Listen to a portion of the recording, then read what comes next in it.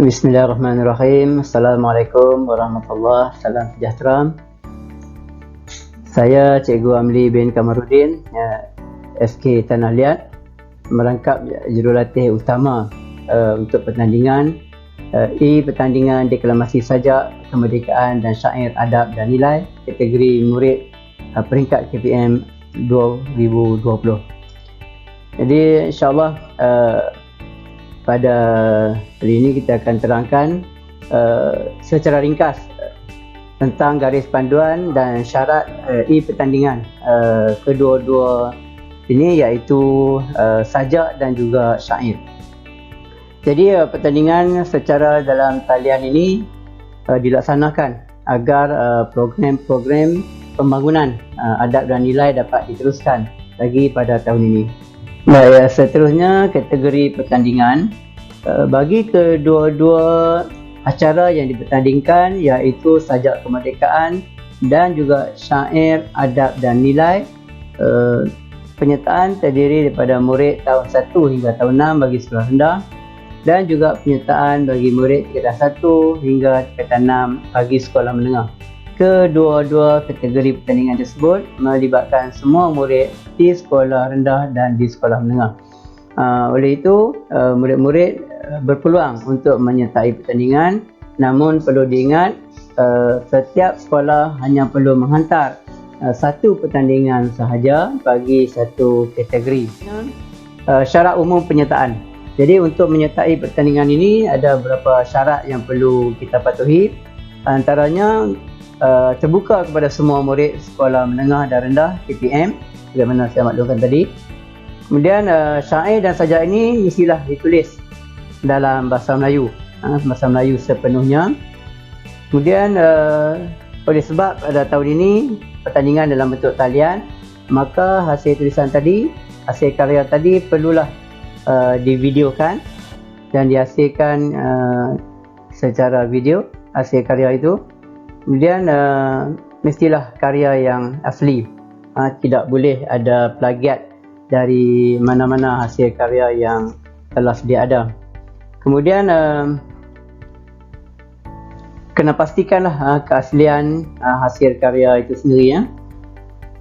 Kemudian yang seterusnya, karya yang dihasilkan pastikan tidak menyentuh mana-mana pihak, seperti menyentuh sensitiviti, subversif dan juga negatif.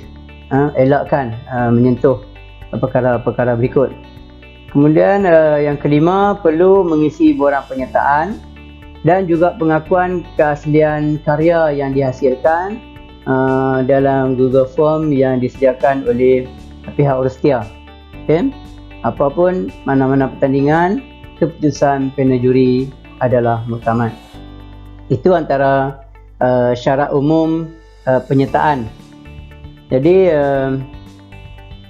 untuk pastian lagi, boleh rujuk pada peta konsep yang telah dihantar ke sekolah masing-masing. Baik, seterusnya syarat khas pertandingan. Jadi kita sudah maklum pertandingan kali ini merupakan pertandingan atas talian, jadi perlu kita cakna tentang syarat khas pertandingan. Yang pertama, sajak syair yang disampaikan mestilah ditulis sendiri dalam bahasa Melayu. Yang kedua, hendaklah di-type dalam kertas A4 dalam jarak 1.5 langkau dan dengan font Arial 12. Kemudian karya yang ditulis dalam lingkungan 20 hingga 25 baris sahaja, jangan lebih lah. Karya yang dihasilkan perlu dideklamasikan dan dirakam mengikut ketetapan yang berikut. Yang pertama, paparan mestilah meliputi keseluruhan tubuh badan peserta. Maksudnya dari atas sampai bawah, pastikan nampak dengan jelas dalam video tersebut. Yang kedua, pastikan tempoh masa yang disampaikan tu dalam durasi 3 hingga 5 minit tanpa suntingan. Berandingan tanpa suntingan. Kemudian apabila setelah selesai membuat video, maka hendaklah dimuat naikkan ke YouTube dalam tetapan unlisted video tersebut, supaya bukan untuk tontonan awam ataupun umum. Seterusnya, setelah siap, peserta perlu melengkapkan borang pendaftaran dalam Google Form yang telah disediakan oleh pihak Rusia. Dan untuk pertandingan ini juga, semua peserta dibenarkan memakai kostum ataupun pakaian yang sesuai berdasarkan pertandingan yang disertai.